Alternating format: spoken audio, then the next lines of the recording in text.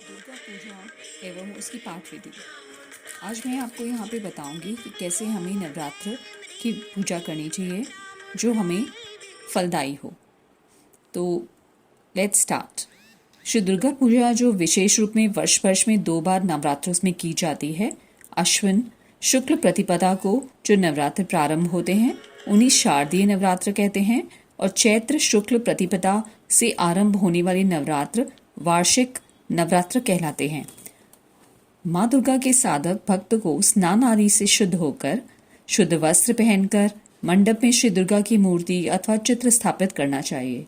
मूर्ति के दाहिनी ओर कलश की स्थापना होती है और कलश के ठीक सामने हम जौ बोते हैं।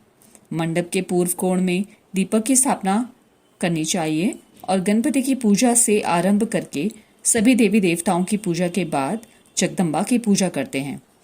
हम यहाँ पे भस्म, चंदन, रौली आदि का टीका मस्तक पर लगाकर पूजा को आरंभ करते हैं।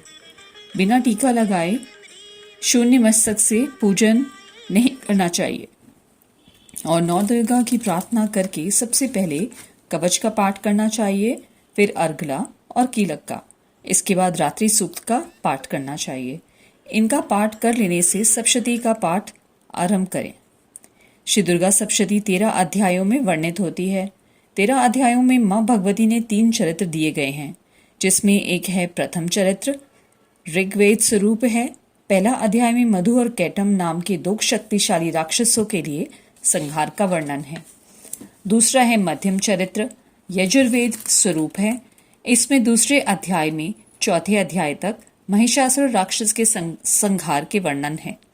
अब तीसरा आता है उत्तम चरित्र जो सामवेद स्वरूप है और 5वें अध्याय में 11वें अध्याय तक शुंभ निशुंभ आदि राक्षसों के वध का वर्णन है। 12वें अध्याय में माँ आद्य शक्ति ने तीनों चरित्रों का पाठ का महत्व बताया है। 13वें अध्याय में राजा सुरत और समारी नामक वैश्य की देवी जी के द्वारा वरदानों का वर्णन मिलता है। 9 दिनों में इन 13 अध्यायों का पाठ करके हम अंतिम दिन में माँ का भोग, जिसमें कि दुर्गा चालीसा, विंदेश्वरी चालीसा, स्तोत्र एवं आरती करके समापन करना चाहिए।